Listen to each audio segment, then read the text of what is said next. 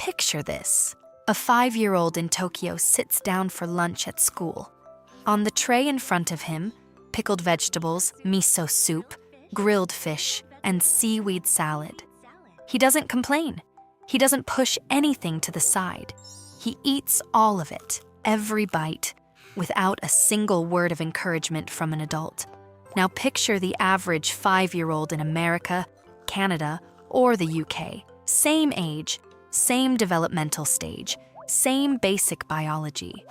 But hand them a plate of anything green, anything unfamiliar, anything that wasn't on last week's safe list. And watch what happens. Here's the thing. This isn't about genetics. It isn't about Japanese children having different taste buds. It has nothing to do with strict rules or forcing kids to eat things they hate.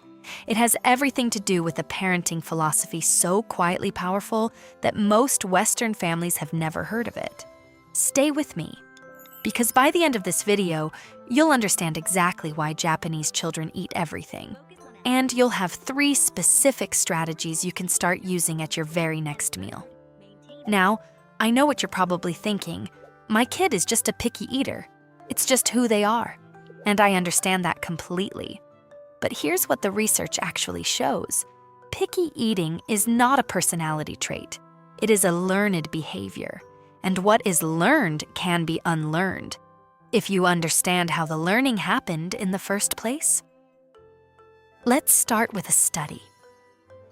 Researchers at the Center for Child Nutrition in Japan tracked eating behavior in over 3,000 children across 7 countries. Their findings, published in the journal Appetite, were striking. Japanese children consumed the widest variety of foods of any group studied.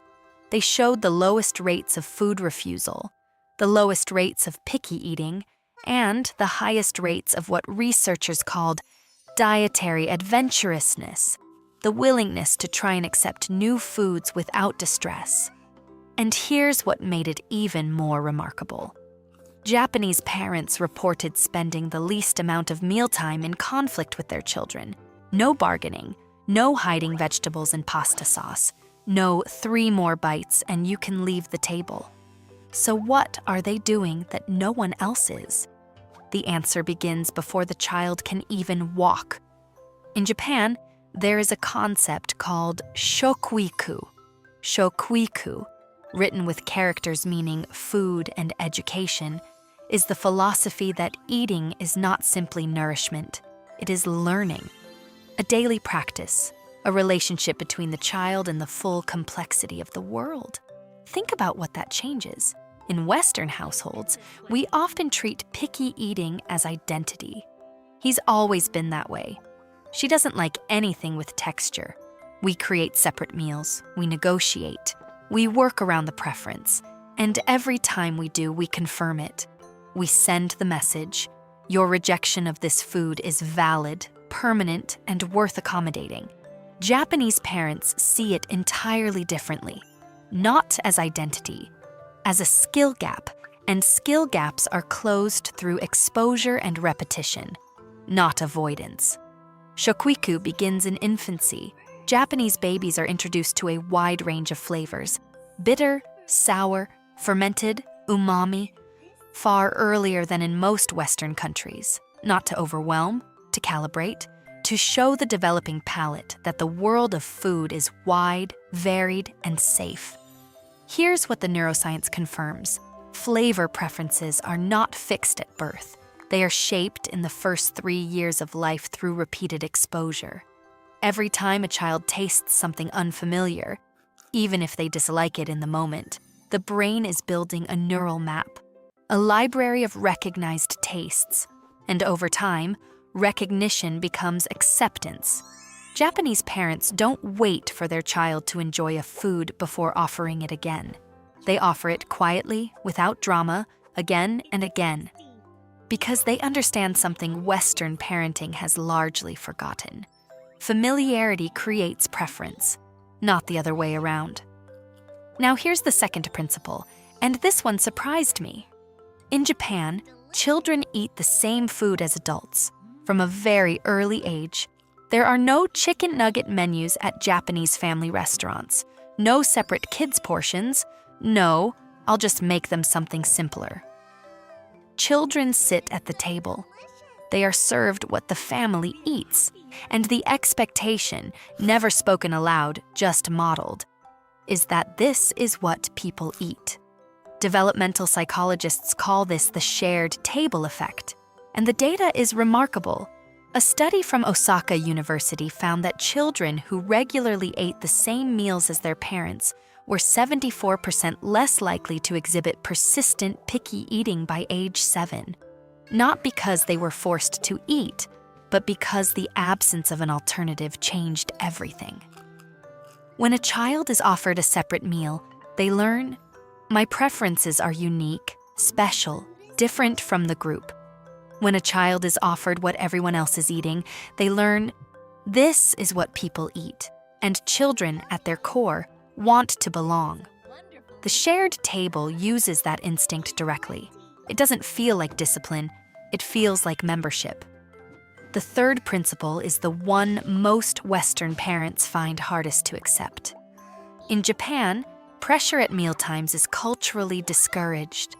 Japanese parents do not beg, bribe, or bargain their children into eating. They don't celebrate every bite. They don't say 5 more peas and then dessert. Instead, they practice jibunde, which translates as by oneself. The belief that the child should eat at their own pace, in their own way, without adult interference. And here's why this matters more than most parents expect. Research from the University of Michigan found that parental pressure at mealtimes, even well-meaning pressure, is one of the strongest predictors of long-term food aversion in children. The more a parent pushes a child to eat a specific food, the more the child's brain associates that food with conflict, stress, and loss of control. What Japanese parents understand intuitively, and what researchers have now confirmed, is that the mealtime atmosphere shapes the eating relationship far more powerfully than the food itself. When a child eats in calm, warmth, and zero pressure, the nervous system stays regulated. Food becomes associated with safety and connection. And that association, over time, is more powerful than any reward system, any negotiation, any hiding of vegetables in brownies. Calm table. Curious eater. So here is your practical framework. 3 things you can start tonight. First, offer the new food without comment. No, just try it. No, it's so good for you. Place it on the plate alongside something familiar. Say nothing. Let curiosity do its work. Research shows it takes an average of 10 to 15 exposures before a child accepts a new food.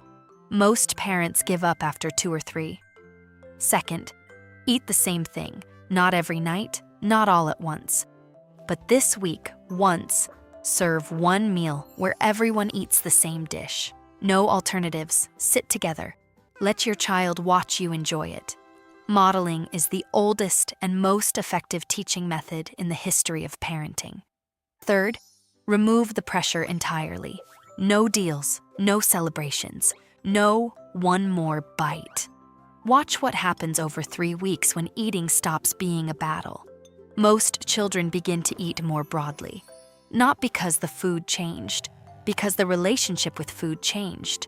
Shokuiku, not a diet plan, not a parenting system, a relationship with food that begins the moment you decide eating is something to model, not manage. Japanese children eat everything not because they have no choice. They eat everything because from their earliest meals, food was never a fight. It was a conversation, quiet, patient, and repeated until the palate caught up with the world. If this changed how you see your dinner table tonight, share it with a parent who needs to hear it. And subscribe. Every week, we go deeper into the real psychology behind how the world's most effective parenting cultures raise emotionally healthy, resilient kids. See you in the next one.